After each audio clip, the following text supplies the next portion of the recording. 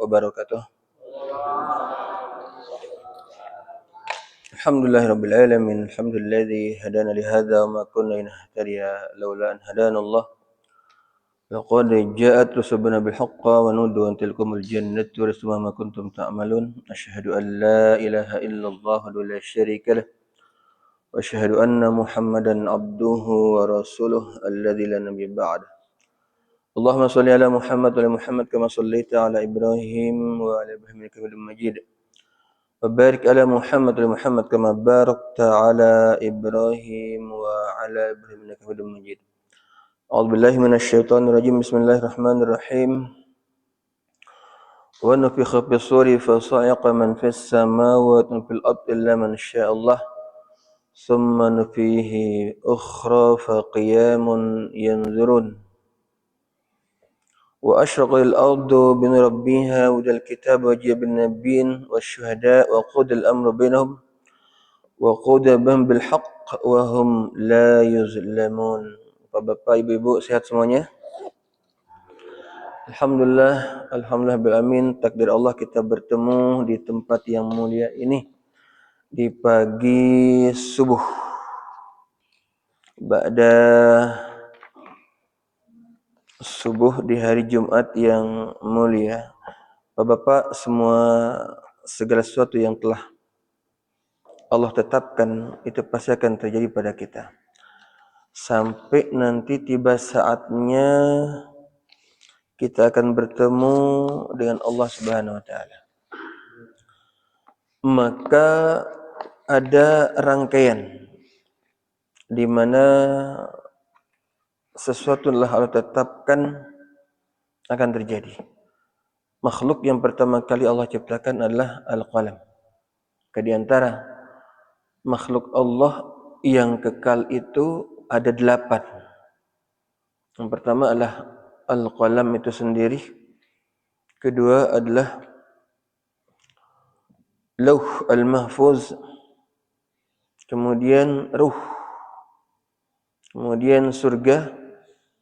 Kemudian neraka, kemudian penghuni surga dan penghuni neraka. Kemudian yang terakhir, yang ke-8 adalah tulang ekor. Inilah makhluk Allah yang Allah takdirkan untuk senantiasa kekal dengan kehendak Allah Subhanahu wa taala. Ikhwani fillah, Allah berfirman, wa nufikha fis-suri fa sa'iqa man fis samawati wa fil ardi illa man syaa Allah. Thumma nufikha fihi ukhra fa qiyamun yanzurun. Pada hari tatkala kemudian ditiupkan sangkakala. Kita menyebutnya sangkakala. Adapun bentuknya seperti tanduk. Tanduk yang ditiup. Maka binasalah semua manusia, semua yang Allah kehendaki binasa kecuali akan aman dan tidak binasa apa-apa yang Allah kehendaki tidak binasa. Kemudian ditiupkanlah sekali lagi, maka berdirilah mereka menunggu. Ikhwafillah, seringkali kita kemudian mendengar tentang kemana kita akan kembali. Apakah surga ataukah neraka? Sebelum mencapai itu semua, ada 14 kronologis. Baru kemudian kita kembali berkumpul di surga. Semoga Allah menetapkan itu untuk kita. Yang pertama adalah kematian. Kematian, setiap manusia pasti akan mengalami yang namanya kematian. Allah berfirman, kullu nafsin dha'iqatul maut wa innama tuwaffawna ujurakum yawmal qiyamah faman zuhziha 'anil nar dakhala al-jannata faqad faz wa mal hayatud dunya illa mata'ul ghurur. Setiap yang bernapas pasti akan merasakan kematian.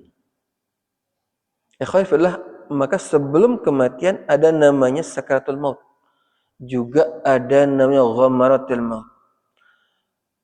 Apakah semua orang mengalami ghamaratul maut? Bisa iya, bisa tidak. Namun yang mengalami sakaratul maut pasti semua orang mengalaminya.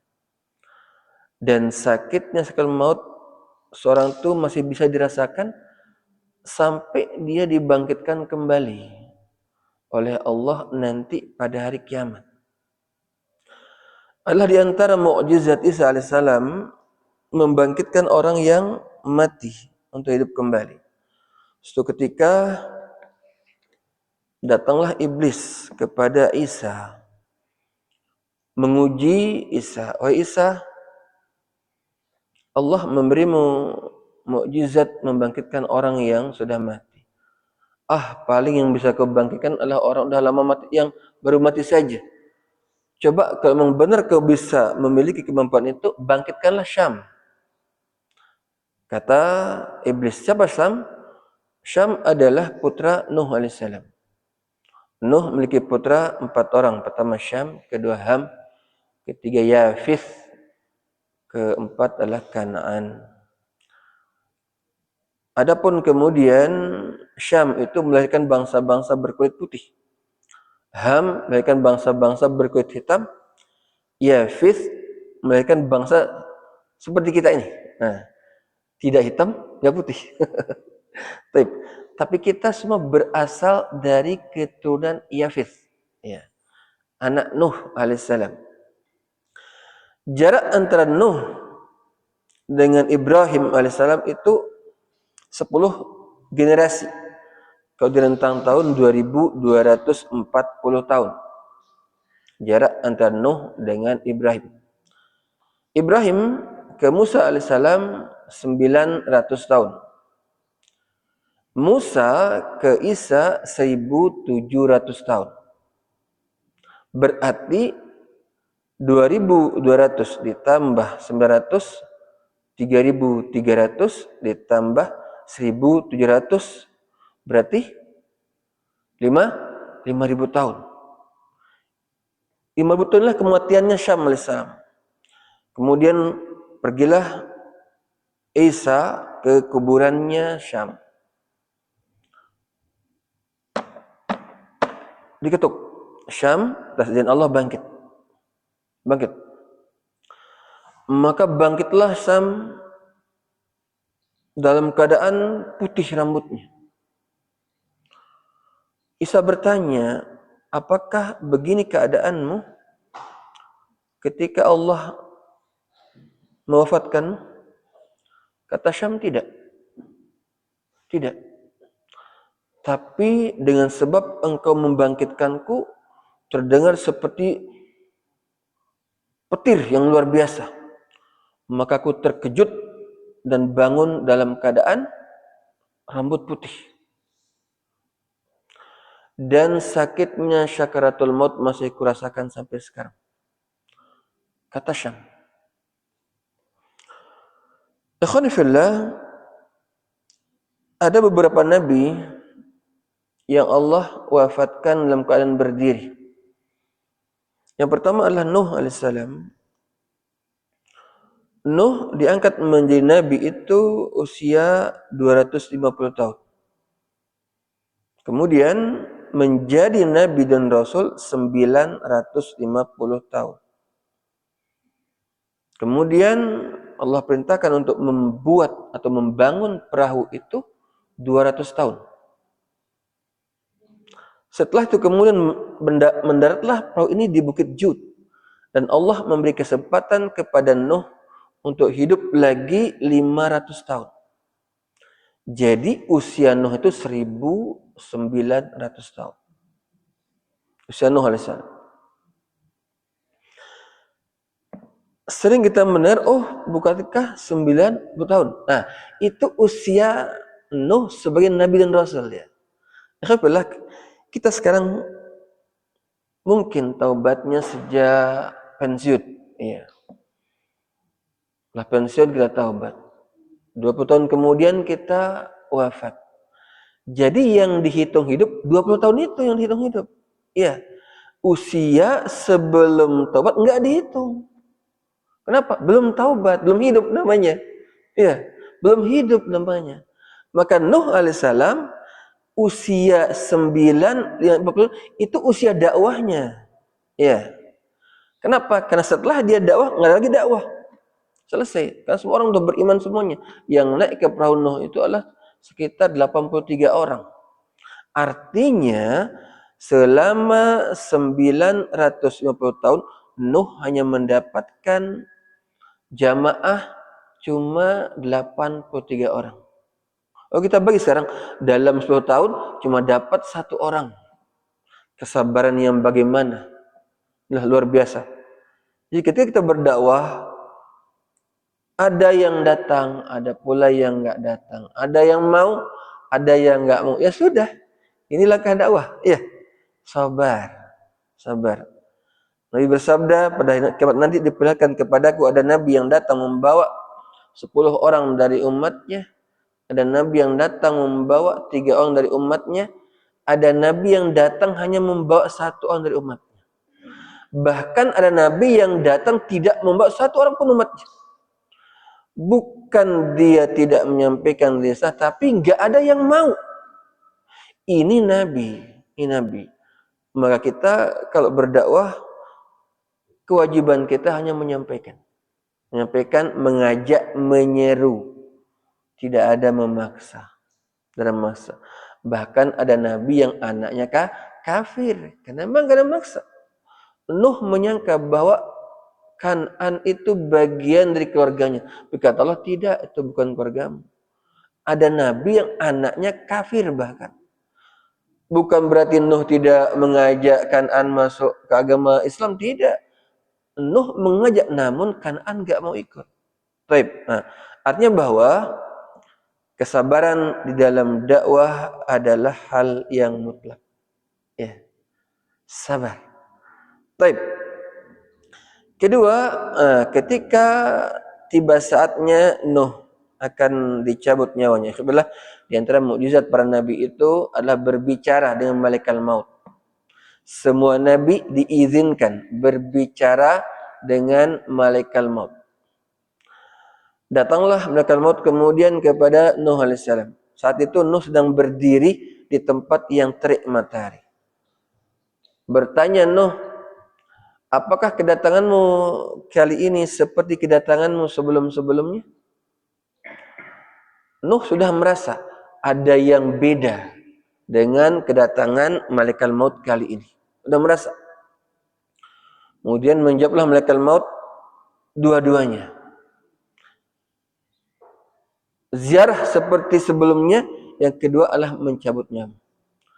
Nuh kemudian, bolehkah aku pindah ke tempat yang lebih rindang?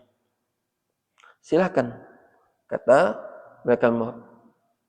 Pindahlah Nuh ke tempat yang lebih rindang.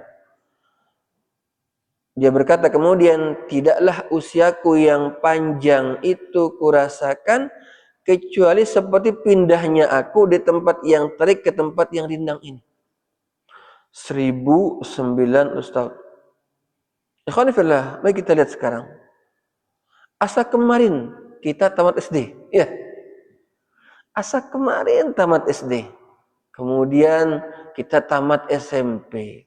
Mendaftarlah kita kemudian ke SMA, tamat pula kita ke SMA. Masih terbayang tuh. Jadi kebayang tamat SMP, tamat SD, tamat SMA. Kemudian kita kuliah, menikahlah kita. Asa kemarin pesta itu ya. Tiba-tiba kita sudah punya 3 anak, 4 anak, 5 anak. Usia itu tiba-tiba. Ya, tiba-tiba turunlah surat, kita sudah pensiun. Artinya masa bakti kita sudah lagi tidak ada. Allah memindahkan kita untuk bakti ke tempat yang lain. Asa kemarin hal itu terjadi. Tiba-tiba kemudian datanglah malaikat maut untuk menjemput kita. Padahal banyak di antara kita kemudian belum siap. Dan memang kita enggak akan pernah siap ketika datangnya malaikat maut. Yang perlu kita lakukan hanyalah mempersiapkan diri. mempersiapkan diri semampu kita, karena Allah berfirman, ittaqullaha mastata'ta, bertakwa kamu semampu kalian. Allah ketika menciptakan neraka jahanam, apinya berwarna merah. Kemudian dibakarlah, dinyalakan jahanam ini 10.000 tahun. Berubahlah apinya menjadi berwarna biru. Kemudian Allah nyalakan kembali neraka jahanam ini 10.000 tahun kemudian. Berubahlah apinya menjadi berwarna hitam. Saat ini api neraka jahanam itu warnanya hitam. Rasulullah memberi kabar gembira, api neraka jahanam yang warna hitam ini akan padam oleh mereka-mereka orang-orang yang senantiasa mendawamkan sholat subuh dan asar berjamaah. Masya Allah. Itu yang akan membuat kita menang melawan neraka jahanam. Orang-orang yang senantiasa mendawamkan sholat subuh dan asar berjamaah, padam api neraka jahanam olehnya. Baik. Kedua, Nabi yang dicabut nyawanya dalam keadaan berdiri adalah Nabi Musa alaihissalam. Musa sudah merasa akan tiba saatnya untuk wafat. Dan dia kumpulkan keluarganya. Dia berkata, aku akan pergi berlayar. Kata Musa alaihissalam. Keluarganya kemudian paham, oh Musa sudah tiba saatnya untuk pergi bersama kita. Nah, kemudian keluarlah Musa alaihissalam ke halaman. Dan dia sudah mendapati malaikat maut sudah menunggu di halaman rumahnya. Musa bertanya, dari mana kamu akan mencabut nyawaku? Malaikat maut berkata, dari mulutmu. Akankah kamu akan cabut nyawaku dari mulutku? Bukankah mulut ini yang berkalam dengan Allah Subhanahu wa taala? Kembali malaikat maut kemudian kepada Allah dan berkata, Musa tidak mau dicabut nyawanya dari mulutnya. Dan Allah lebih tahu. Kata Allah, cabutlah nyawanya dari tangannya. Kembali kemudian malaikat maut kepada Musa, wahai Musa, Allah merintahkanku untuk mencabut nyawamu dari tangan. Akankah kamu akan cabut nyawaku dari tanganku? Bukankah tangan ini yang memegang tongkat, menghentakkannya ke lautan, dan selamatlah Bani Israel? Kembali kemudian malaikat maut kepada Allah, ya Allah, Musa tidak mau dicabut tangannya dari nyawanya dari tangannya. Kata Allah, cabutlah nyawanya dari kaki. Setelah kemudian malaikat maut kepada Musa, hai Musa, Allah mintakanku untuk mencabut nyawamu dari kaki. Akankah kamu akan cabut nyawaku dari kakiku? Bukankah kaki ini yang datang ke Tur Sina untuk menerima perintah Allah Subhanahu wa taala, untuk menerima kitab Allah Subhanahu wa taala? Kembalilah kemudian malaikat maut kepada Allah, ya Allah, dan Allah lebih tahu. Musa tidak mau dicabut nyawanya dari kakinya. Kata Allah, bawakan dia bunga. Perintahkan kepada Musa untuk menghirup bunga ini. Datanglah kemudian malaikat maut kepada Musa, ya Musa, Allah mintakanmu untuk mencium bunga ini. Kemudian Musa menghirup bunga itu dan wafatlah Musa alaihissalam. Ikhwani fillah, hadis ini menunjukkan bahwa jalan pencabutan nyawa itu 4. Ya, yang pertama adalah mulut, kedua tangan, ketiga kaki, keempat adalah hidung. Ini tempat keluarnya ruh. Ya.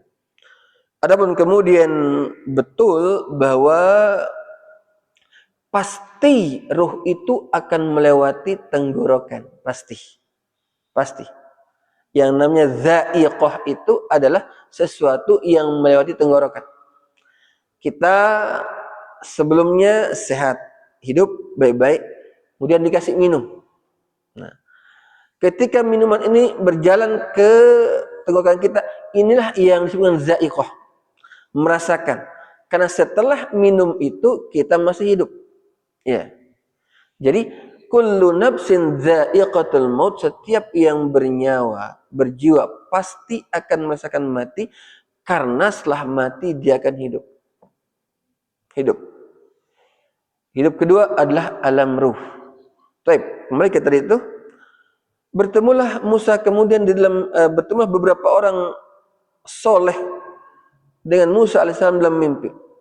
Bertanya mereka kemudian, "Wahai Musa, engkaulah orang yang paling mudah kematian, bagaimana rasanya?"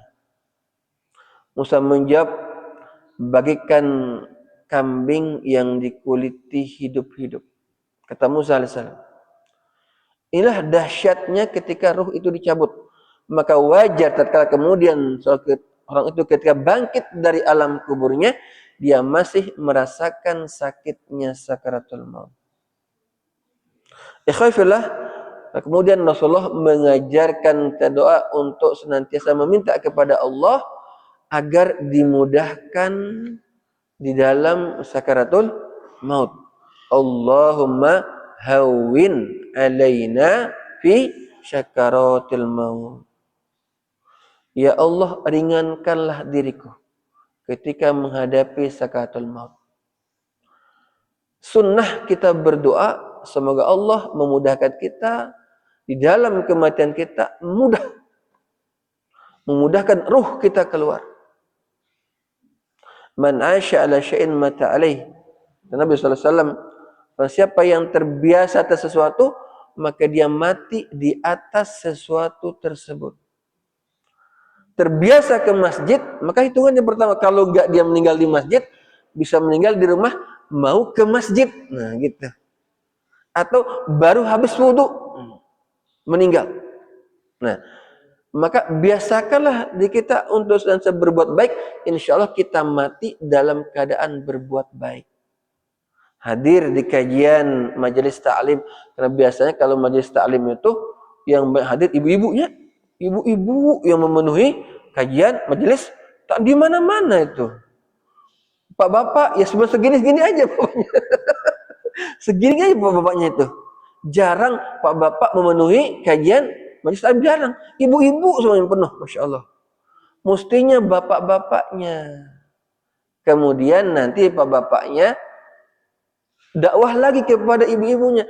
Tadi saya dapat di masjid itu begini, begini, begini. Namun kenyataannya apa yang terjadi? Barho. Bubar? Oh, belum bubar. Udah pokoknya belum bubar, udah pohon kadang-kadang. Baik, saya maka niat. Tidak ada larangan seorang perempuan itu untuk sholat di masjid. La tamnul mar'ah ilal masjid wa baituna khairuhunna. Jangan kamu larang perempuan-perempuanmu itu untuk ke masjid, tapi rumah mereka lebih baik dari untuk mereka. Maka ketika seorang perempuan sholat di masjid ada dua niatnya. Pertama, niat berjamaah, kedua niat ta'lim. Ya, niat ta'lim. Kalau untuk mendapatkan 27 derajat, walaupun dia sholat di rumahnya tetap dapat 27 derajat bagi perempuan. Walaupun dia tidak hadir ke masjid, dengan syarat dia sudah ada di tempat sholat ketika azan dikumandangkan. Tidak dilalaikan. Baik. Adapun laki-laki baru mendapatkan 27 derajat ketika dia datang berjamaah ke masjid. Baik. Inilah yang pertama, seseorang itu sebelum mencapai surganya adalah kematian. Pasti kita akan mati. Yang kedua adalah fitnah kubur. Inilah yang terdekat dari kita saat ini, fitnah kubur. Maka inilah di antara doa kita, di antara 4 permintaan kita sebelum salam. Ya, Allahumma a'udzubika min adzabi jahannam wa a'udzubika min adzabil qabr. Ya. Baik. Apakah bentuk fitnah kubur itu? 2. Yang pertama adalah pertanyaan mungkar dan nakir. Kedua adalah himpitan kubur. Ini bentuk fitnah kubur. Adalah di antara sahabat Nabi atau satu sahabat Nabi yang terkena panah pada perang Khandaq adalah Sa'ad bin Mu'adz. Namun beliau tidak langsung wafat di perang Khandaq. Ya. 40 hari kemudian barulah beliau wafat. Ketika wafat Sa'ad bin Mu'adz ini, Nabi sampai menjinjit jubahnya, mengangkat jubahnya, berjalan menuju rumah Sa'ad. Para sahabat bertanya, ya Rasulullah, kenapa kau berbuat demikian? Beliau menjawab, tidaklah satu jengkal tanah di Madinah ini kecuali dipenuhi oleh malaikat yang melayat jenazahnya Sa'ad. Kata Nabi SAW, konon 70.000 malaikat hadir ketika wafatnya Sa'ad. Dan Nabi berkata, namun demikian Sa'ad pasti akan terkena dengan fitnah kubur. Ikhwani fillah, bertanya Nabi atau berkata Nabi kepada Umar bin Khattab radhiyallahu anhu, wahai Umar, bagaimana pendapatmu jika sekiranya ketika engkau sudah dibaringkan di kuburanmu, datanglah makhluk Allah tinggi besar, matanya bagaikan 2 matahari, rambutnya tergerai, dia membawa gada yang sekiranya seluruh manusia dan jin berkumpul untuk mengangkat gada ini, enggak akan terangkat. Inilah gada yang disebut dengan mirzabah. Dan dia menggaruk-garuk kuburanmu mendatangimu. Karena Nabi SAW. Ikhwan fillah, Nabi berkata kepada Umar bin Khattab. Jadi, kalau ada perkataan, oh yang nanti datang orang baik-baik itulah orang yang tampan, indah, berbaju rapi. Itu bukan fitnah namanya, bukan ujian namanya, ya. Bukan ujian. Jadi kalau gitu kita nggak perlu minta untuk dihindarkan, tidak. Bukan ujian namanya kalau yang datang itu wajahnya tampan, indah, bukan. Nggak diuji namanya. Maka yang datang itu seperti itu keadaannya, tinggi besar, bermata seperti matahari.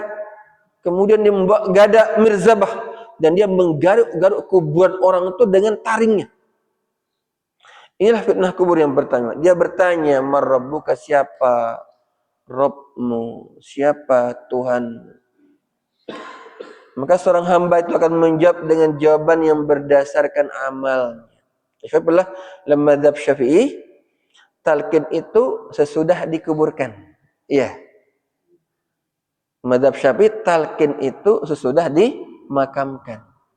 Adapun 3 mazhab, ketika akan meninggal, laqinu mautakum bila ilaha illallah, talqinkanlah orang-orang yang akan mati di antara kalian dengan la ilaha illallah itu sebelum meninggal. Di mazhab Syafi'i diajarkan dia, ya. Apakah dia mendengar? Mendengar. Tidaklah seorang terakhir keluar dari pemakaman itu kecuali yang meninggal ini mendengar terompah orang itu. Baik. Maka kemudian diajarkanlah, wahai fulan, akan datang kepadamu makhluk Allah. Ingat, dia hanya makhluk Allah, seperti kamu. Dia akan datang dan bertanya padamu, siapa Rabbmu?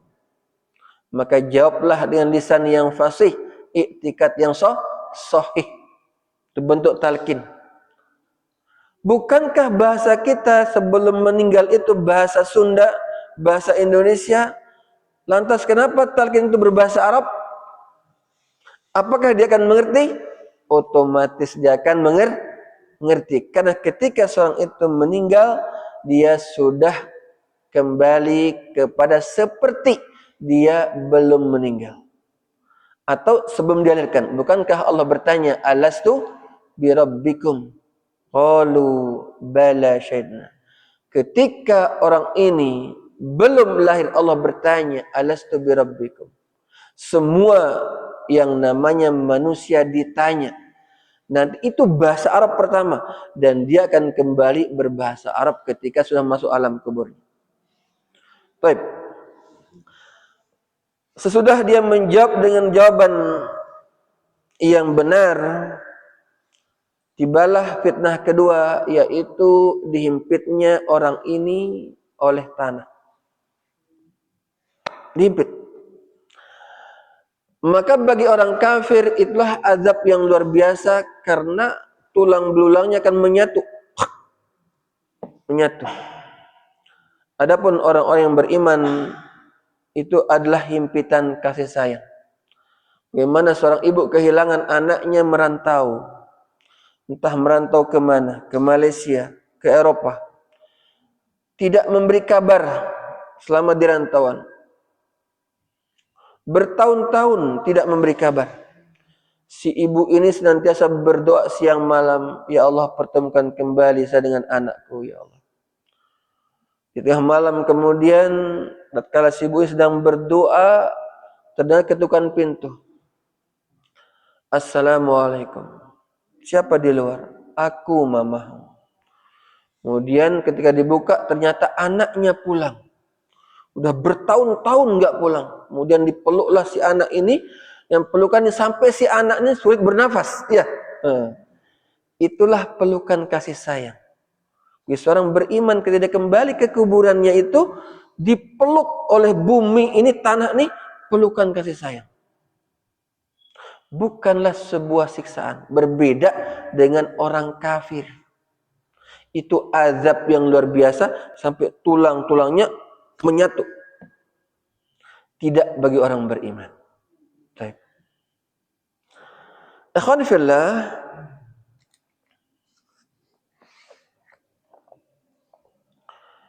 yuthabbitullahu alladhina amanu bil qawli tsabit fil hayatid dunya wal akhirah.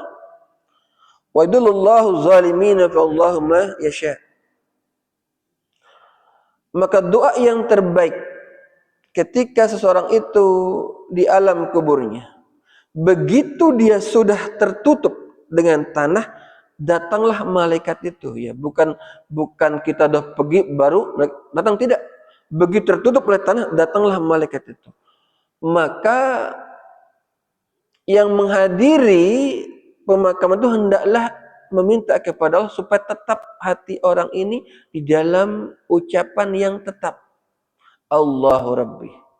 Maka doa yang terbaik adalah sabbatakallahu bil qawli tsabit. Sabbatakallahu bil qawli tsabit. Sabbatakallahu bil qawli tsabit. Ini doa bagi orang yang menghadiri pemakaman, supaya dia tetap jawabannya ketika ditanya oleh malaikat ini, Allahu Rabbi. Allah lah Rabbku. Bukan ucapan yang lain. Sabbatakallahu bil qawli tsabit. Hendaklah ini dipahami oleh kita-kita yang masih hidup. Karena seringkali kita merasa ketika ada pengumuman inna lillahi wa inna ilaihi raji'un, bukan saya. Pasti kita kata bukan saya itu. Saya masih mendengar gitunya, bukan saya itu. Pasti. Oh, saat itu kemudian kita dipilih oleh Allah untuk mengantarkan dia ke pemakaman, istirahatan yang terakhir. Maka doa yang terakhir buat dia adalah sabbatakallahu bil qawli tsabit. Semoga Allah menetapkan hatimu, ucapanmu dengan ucapan yang tetap. Allahu Rabbi. Baik. Ikhwan fillah, adakah kemudian orang yang selamat dari fitnah kubur ini? Orang yang tidak ditanya oleh malaikat Munkar dan Nakir, orang yang tidak dihimpit kubur, ada. Rasulullah menggambarkan ada 7 kelompok orang yang tidak mendapatkan fitnah kubur. Mudah-mudahan kita termasuk. Ya. Baik.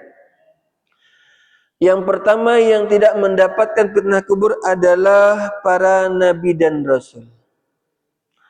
Mereka tidak mendapatkan fitnah kubur, tidak ditanya, tidak pula dihimpit di alam kubur. Kedua adalah orang yang mati syahid. Ketiga adalah orang yang mati ribat. Ribat itu artinya berjaga-jaga di pinggir negeri, menjaga kaum muslimin, kemudian dia terpanah, tertembak dan mati. Keempatlah anak kecil yang mati sebelum balik. Tidak ditanya, tidak pula dihimpit kubur. Kelima adalah orang yang meninggal di malam atau siang hari Jumat. Ya. Tadi malam, sekarang gitunya. Meninggal. Itu tidak ditanya oleh Allah, oleh malaikat dalam kubur, tidak dihimpit kubur. Keenam adalah orang yang mati kena taun. Bunda Aisyah bertanya, Rasulullah, apakah itu taun? Beliau menjawab, taun adalah wabah yang menimpa kaum muslimin, menyebabkan banyak kematian kaum muslim. Taun. Ketujuh adalah orang yang senantiasa mendawamkan membaca surah Tabarak, surah Al-Mulk setiap malam. Ikhwan fillah, kita lihat, untuk menjadi Nabi dan Rasul udah hilang kuotanya. Iya, udah selesai kuotanya. Nabi Muhammad terakhir. Udah nggak ada kesempatan di situ. Mati sebagai syahid mudah-mudahan. Amin ya rabbal alamin. Mati ribat mudah-mudahan. Amin ya rabbal alamin. Mati sebagai anak kecil udah lewat waktunya. Udah pada punya cucu, iya. Udah lewat waktunya, udah hilang kuota kita di situ. Mati di malam Jumat, siang Jumat, amin. Mudah-mudahan terpilih kita, Allah memilih. Mati kena taun, udah lewat taunnya sekarang. Pandemi sudah lewat, iya. Betapa kemudian kita menjaga supaya enggak kena taun. Kau usah berkata itu hadiah ya. Taun itu hadiah. Tidak mungkin Allah menetapkan sebuah kematian yang banyak di sebuah negeri, tidak. Di Syam tidak ada taun. Di Filistin enggak ada taun. Enggak ada COVID di Filistin. Enggak ada COVID di Syam. Karena Allah sudah menetapkan dengan cara perang baru mati yang baik di situ. Ya. Tidaklah Allah menempatkan dua buah kematian yang baik dalam suatu negeri, enggak mungkin. Enggak mungkin. Maka yang kata negeri-negeri yang tidak berperang. Enggak tahun. Saya berkata, oh tahun ini adalah hadiah dari Allah Subhanahu wa taala. Kapan lagi mendapatkan mati syahid? Sulit mati syahid itu. Hadiah tahun itu. Sudah berlalu kemudian tahun dari kita. Yang bisa kita usahakan hanya satu. Mendawamkan membaca surah Tabarak Al-Mulk setiap malam. Setiap malam. Setiap malam. Berusaha. Ajarkan ini kepada anak istri kita. Supaya sama-sama kita selamat di alam kubur. Karena bagi orang-orang yang mendawamkan membaca Tabarak, pertama, dia tidak mendapatkan fitnah kubur, juga dia aman dari azab kubur. Selamanya. Adalah suatu ketika para sahabat melapor kepada Nabi SAW. Ya Rasulullah, para sahabat sebagian itu mereka membangun tenda di atas kuburan. Karena sudah enggak ada lagi tanda kuburan hilang. Nabi tidak mengomentari itu. Kemudian para sahabat berkata, ya Rasulullah, mereka membaca surah Tabarak di atasnya. Apa kata Nabi? Sesungguhnya bacaan Tabarak mereka menyelamatkan orang-orang di bawahnya. Kata Nabi SAW. Maka ada dua hadis kemudian, apakah dibolehkan membaca Quran di kuburan ataukah tidak? Hadis yang pertama, sahabat berkata, mereka membaca surah Tabarak di atasnya. Rasulullah hanya mengomentari yang membaca itu. Oh, sungguhnya bacaan Tabarak mereka menyelamatkan penghuninya dari azab kubur. Alhamdulillah, kalau kita mau kuburan, saat kita membaca Quran, baca surah Tabarak. Iya, tidak hanya membaca surah Yasin. Tabarak. Kenapa? Akan menyelamatkan orang-orang yang di dalam kuburan itu. Baik.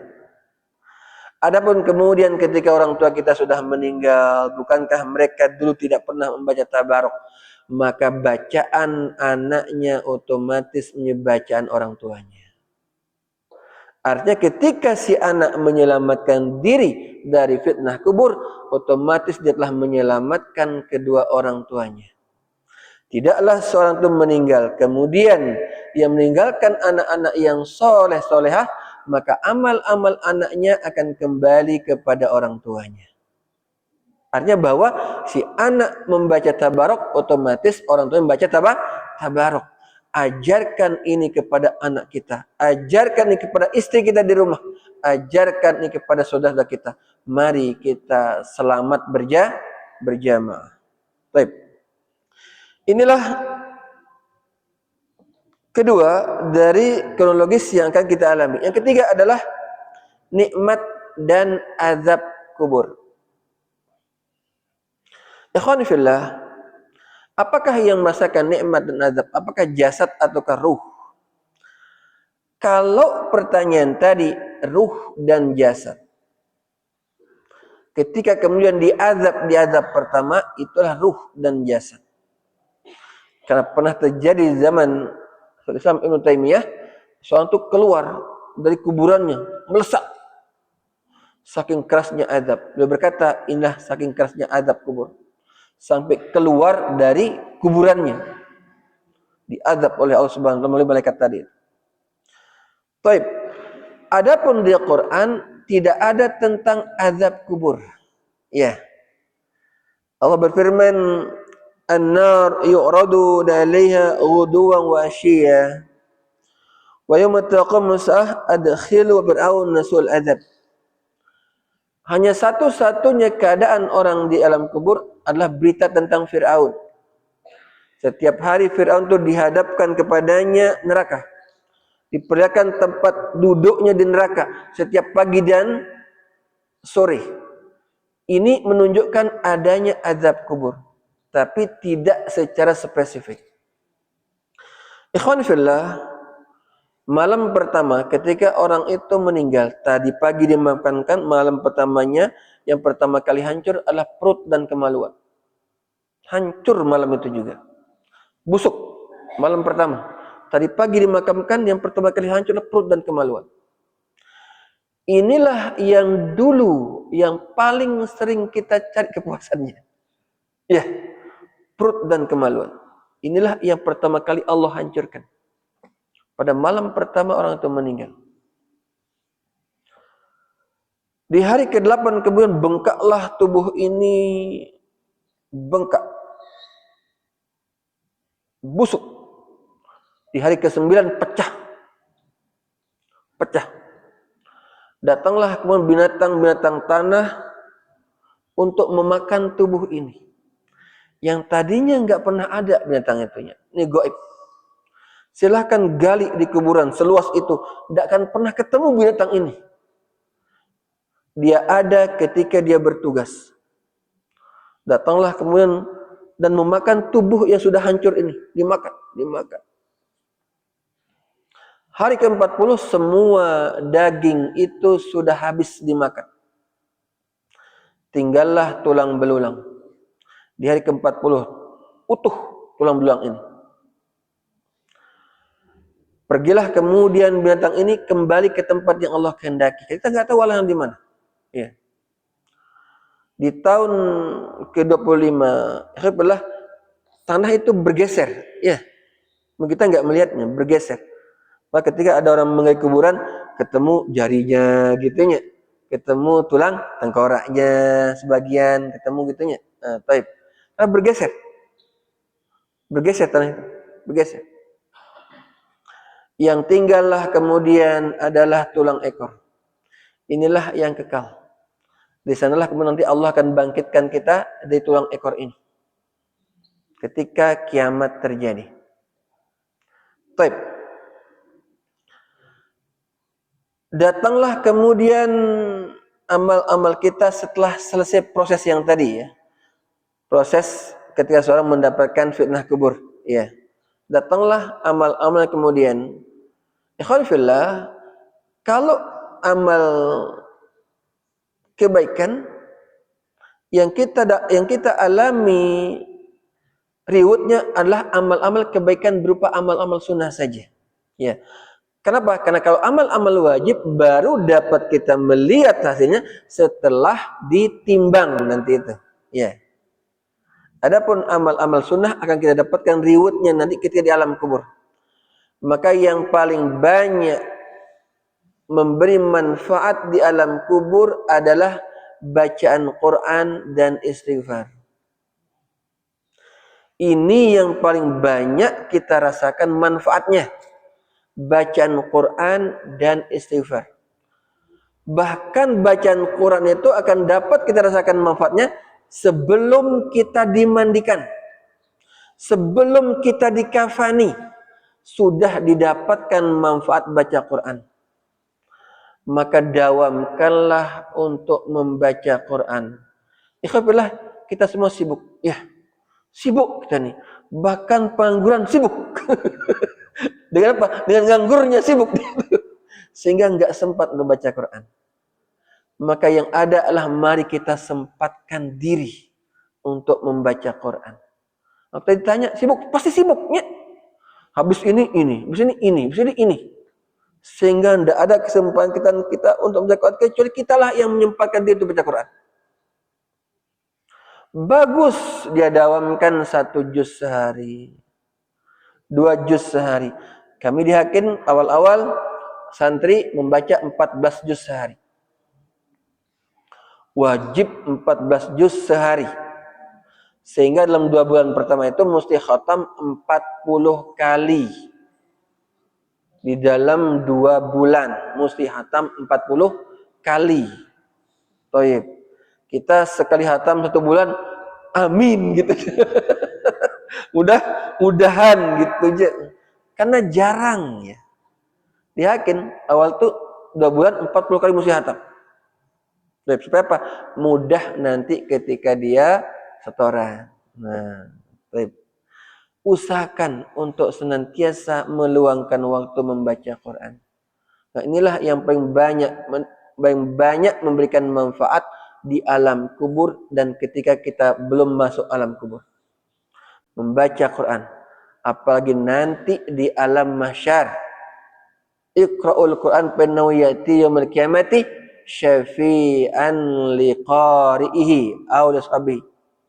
Bacalah Quran, sesungguhnya dia akan datang pada hari kiamat, kami penolong bagi orang yang membacanya. Baik. Datanglah kemudian amal-amal kebaikan kita berupa bacaan Quran. Baru betul dia akan menjelma seperti orang yang sangat indah.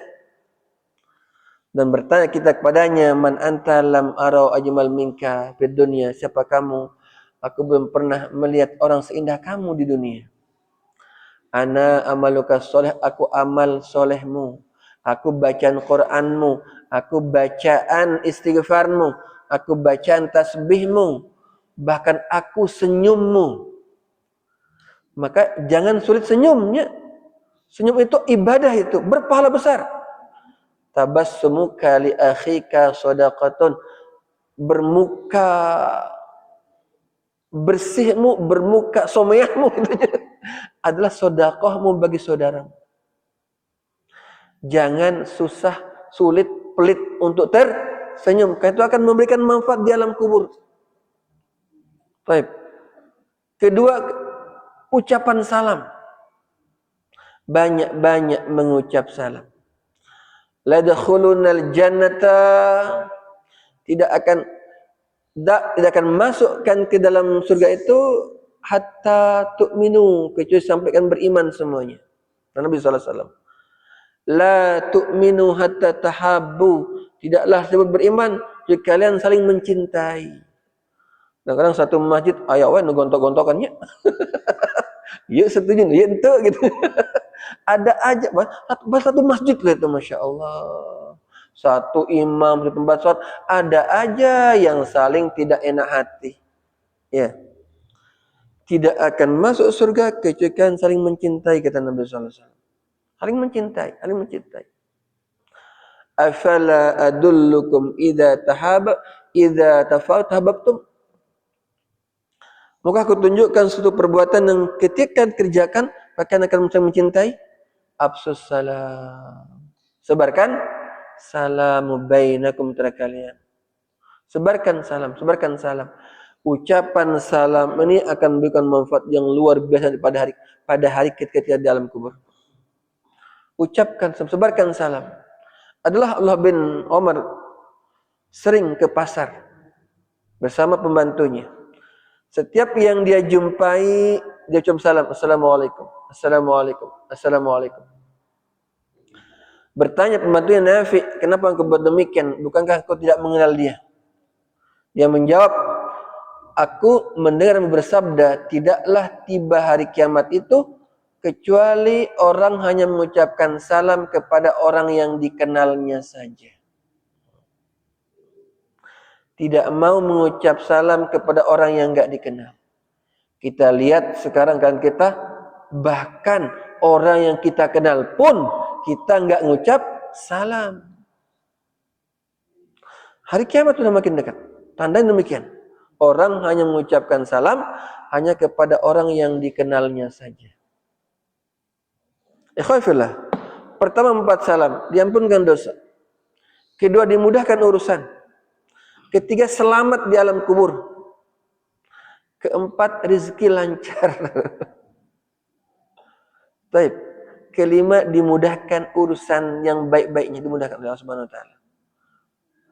Nabi bersabda di antara ciri seorang itu mabrur hajinya adalah 2 hal. Pertama, atimut ta'am. Kedua, badrus salam. Ketika pulang haji yang tadinya pelit sebelum berangkat haji, jadi murah. Banyak berbagi makanan. Oh, hajinya mabrur. Nabi yang bilang. Kedua, tadinya enggak mau nyapa orang kalau bertemu. Kita udah pulang haji, dia mudah, jadi ramah dia. Assalamualaikum, assalamualaikum. Oh, hajinya mabrur. 2 hal. Barometer haji itu kabul, haji itu mabrur. Atimu ta'am badrus salam. Yang tadinya susah menyapa tetangga, susah menyapa orang, setelah pulang haji jadi ramah. Assalamualaikum, assalamualaikum. Baik, alhamdulillah, sebarkanlah salam. Ini akan saling mencintai di antara sama kita. Baik. Itulah tentang nikmat kubur. Adapun azab kubur adalah dari hadis Nabi sallallahu alaihi wasallam. Nabi halaqah dengan para sahabat, dia berkata, tadi malam aku dibawa keluar oleh 2 orang. Tibalah kami di sebuah tempat, aku melihat ada seorang berdiri. Di dekatnya seorang laki-laki berdiri, di bawahnya ada laki-laki yang berbaring. Si orang berdiri ini membawa batu besar. Kemudian dia timpakan batu ini ke kepala orang yang berbaring, dihantamkan, pecah kepalanya. Menggelinding batu ini. Ketika diambil batu ini, udah utuh lagi kepalanya. Utuh lagi kepalanya. Dihantam lagi, begitu lagi, utuh lagi, hantam lagi, utuh lagi. Aku bertanya kemudian kepada 2 orang bawaku, siapa dia? Udahlah Muhammad, kita pergi. Pergi. Dan kami tiba di sebuah tempat, aku melihat ada seorang yang berbaring, di sampingnya ada orang duduk. Membawa pisau. Disiletlah wajah orang yang berbaring ini dari ujung ke ujung. Begitu sampai indah utuh lagi, disilet lagi utuh lagi, silet lagi utuh lagi. Siapa mereka? Kataku Nabi SAW. Dah Muhammad, kita pergi. Pergi. Kemudian kami tiba di sebuah seperti kerangkeng. Di atasnya lubang, tapi kecil. Di dalam kerangkeng ini ada banyak laki-laki dan perempuan, namun keadaan mereka telanjang. Dan di bawahnya dinyalakan api. Setiap kali api ini menjilat, mereka berteriak, aduh, panas, panas, panas. Aku bertanya, siapa orang itu? Kata Nabi SAW, udah Muhammad, kita pergi. Pergi. Kemudian kami tiba di sebuah tempat seperti sungai. Namun luar biasa, sungai ini merah. Ternyata sungainya darah. Dan di tengah-tengah sungai ini ada orang yang timbul tenggelam. Timbul tenggelam. Timbul tenggelam. Ketika dia hendak ke pinggir sungai yang sebelah, Di sebelah sungai itu ada orang berdiri laki-laki banyak melempar dia, dilempar, sehingga dia tidak bisa ke pinggir. Begitu pula ke pinggir sebelahnya sawah, dilempar lagi. Siapa orang itu? Kata Nabi SAW. Allah Muhammad itu pergi. Kemudian kami tiba di sebuah tempat seperti tegalan. Apa itu? Tegalan? Padang tapi rumputan yang banyak. Ladang. Di tengah-tengah ladang ini ada orang laki-laki berdiri sangat tinggi sehingga kepalanya menjulang ke angkasa. Dan di bawah laki-laki ini berdiri banyak anak-anak kecil mengerubungi dia. Anak kecil yang sangat banyak. Siapa orang itu? Udahlah Muhammad, kita pergi. Dan kami tiba di sebuah kota. Belum kami ketuk pintunya, sudah terbuka kota ini. Dan kami disambut oleh orang-orang yang luar biasa keadaannya. Setengah tubuhnya indah luar biasa, setengahnya buruk luar biasa. Bisul, nanah, koreng. Tapi setengahnya indah luar biasa. Kata orang kemudian, mandi.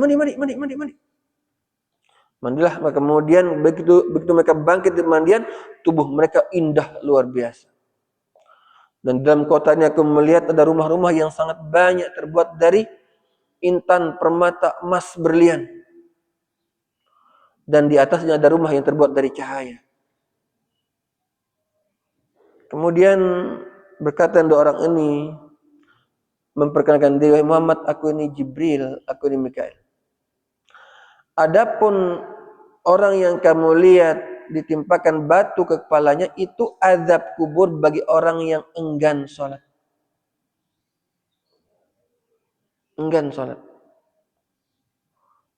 Allah melaknat laki-laki yang mendengar hayya 'alas shalah, hayya 'al falah, namun dia tidak menjawab seruan itu. Dilaknat oleh Allah SWT. Artinya jauh dari rahmat. Baik. Salat dia namun enggak memenuhi panggilan tadi itu. Ya. Allah melaknat. Kemudian ketika dia enggan salat, maka azab kuburnya adalah ditimpakan batu ke kepalanya. Baik.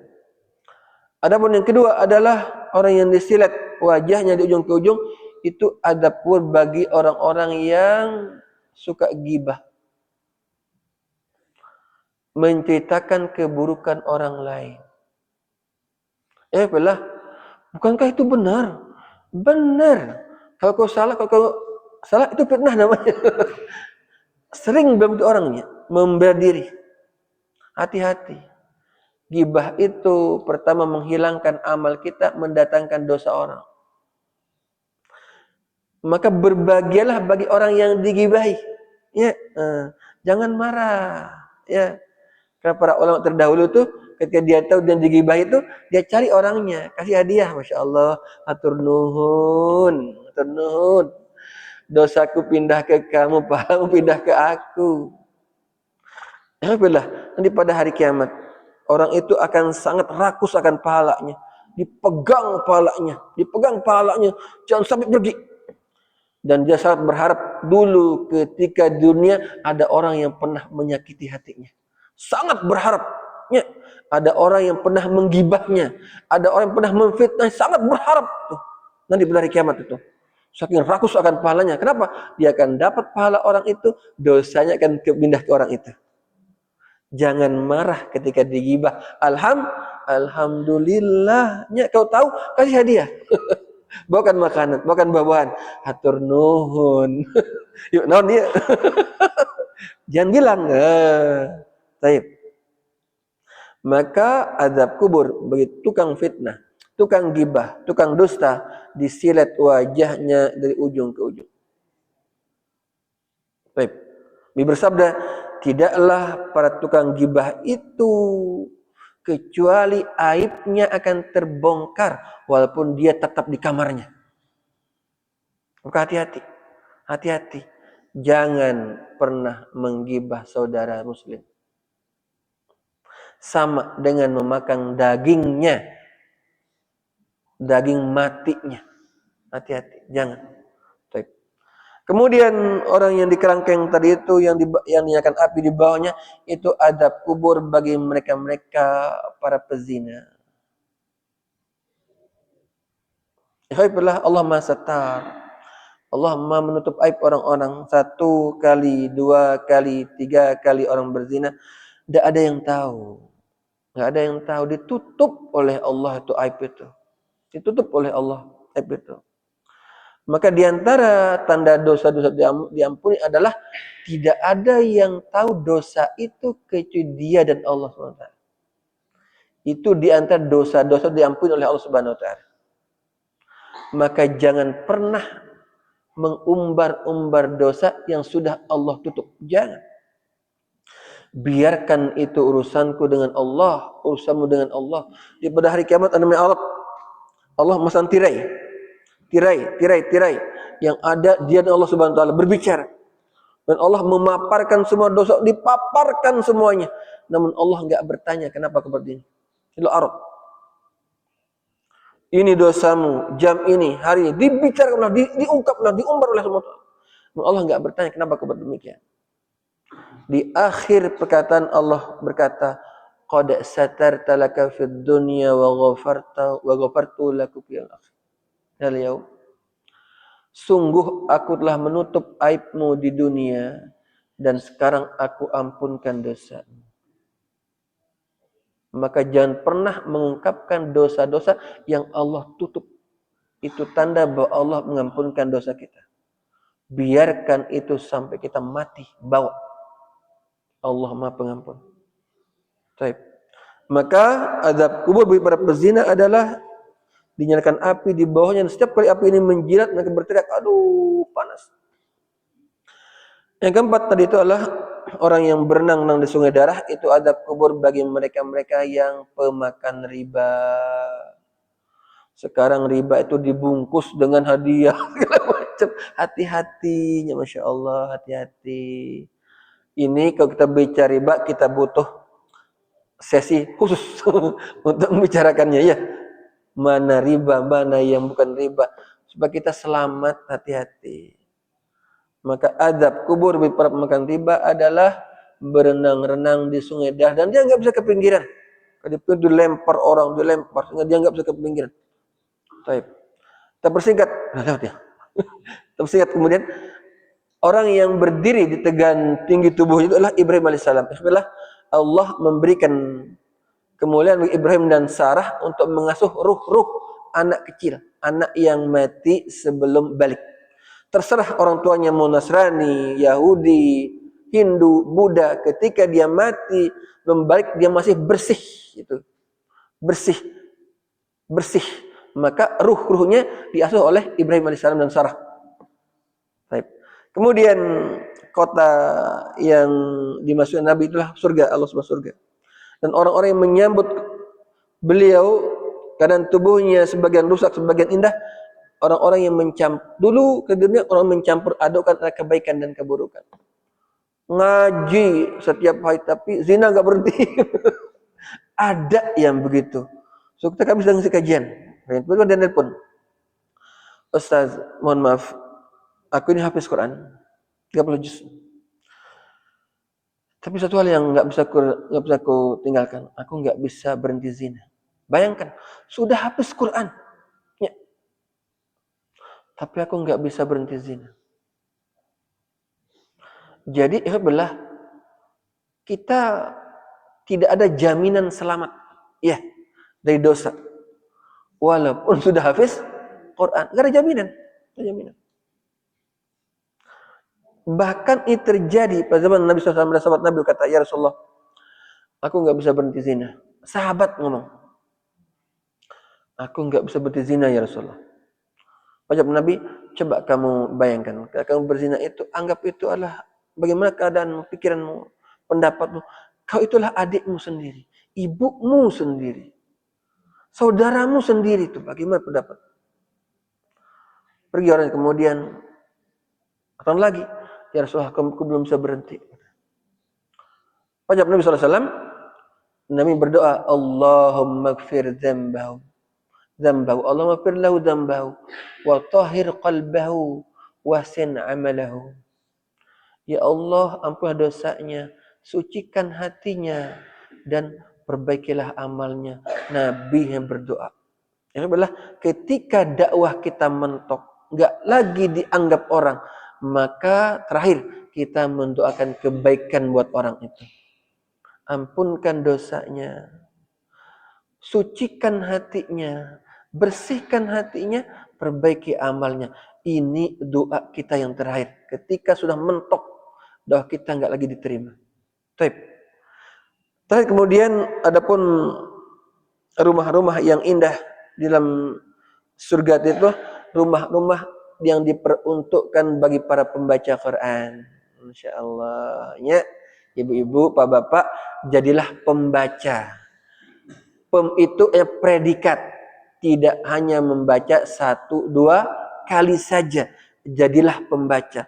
Seorang penulis, tidak disebut penulis, kalau hanya dia menulis 1-2 kali, tapi dia rutin menulis. Ya, baru disebut penulis. Maka jadilah pembaca Quran, orang yang rutin membaca Quran. Adapun rumah yang terbuat dari cahaya, itu rumah Nabi SAW. Kabar baiknya, para pembaca Quran akan disatu komplekskan dengan Nabi SAW. Amin. Ya Rabbal Alamin. Sekian. Lagu majmain, ada pertanyaan? Nggak ada? Cukup ya? Karena saya udah jadwal saya berikutnya. Baik. Inilah yang bisa kami sampaikan untuk hari ini. Mudah-mudahan ada manfaatnya bagi kita semuanya. Semoga Allah senantiasa, pertama, mengampuni dosa kita. Kedua, senantiasa Allah membersihkan hati kita. Ketiga, semoga Allah memperbaiki amal-amal kita semuanya. Assalamualaikum warahmatullahi wabarakatuh.